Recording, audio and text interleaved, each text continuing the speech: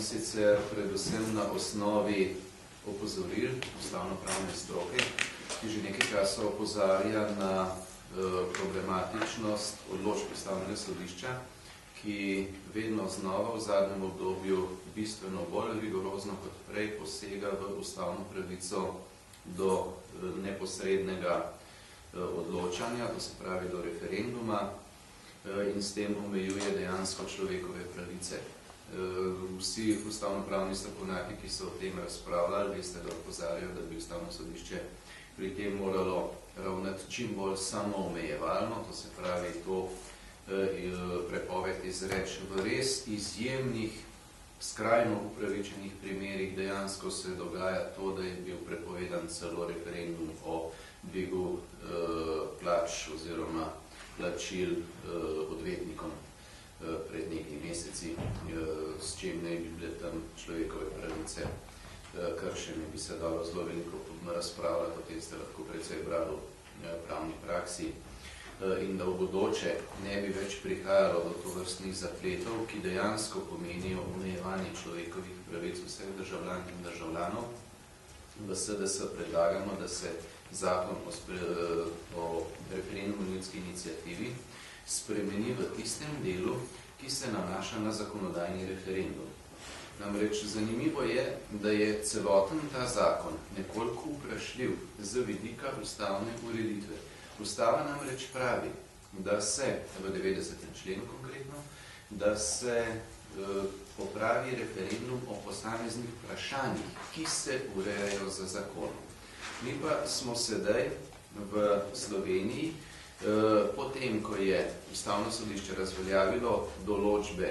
o predhodnem zakonodajnem referendumu, mi pa parlament potem ponovno dosegel soglasje, da bi jih v neki drugi, ustavno nesporni obliki vrnil v zakon, omejili zakonodajni referendum samo na potrditveni referendum in to o celotnem zakonu. Zanimiva je primerjava dela zakona o referendumski iniciativi, ki se nanaša na ustavni referendum oziroma ustavni zakon in na navadni zakon. Namreč, ko gre za ustavni zakon, že zakon zdaj določa, da je mogoče referendum tudi o posameznem delu zakona, ampak seveda, ko gre za ustavni zakon. Ko pa gre za navaden zakon, torej za nižji pravni rang, pa omogoča samo glasovanje o celotnem zakonu. In potem zaradi enega majhnega določila, ki je morda celo za celotno materijo, o kateri se želi odločati manj pomembno, Ustavno sodišče prepove o odločanju o celotnem zakonu, ki je morda dolg 100 ali pa še več členov. Torej, da do tovrstnih zapletov ne bi več prišlo, predlagamo, da se ta del teksta zakona o referendumu ljudski iniciativi uskladi oziroma izenači s tistim delom, ki že velja, ko gre za ustavni zakon. Da je torej v bodoče mogoče izvesti referendum, potrditveni, zakonodajni referendum, tudi o samo delu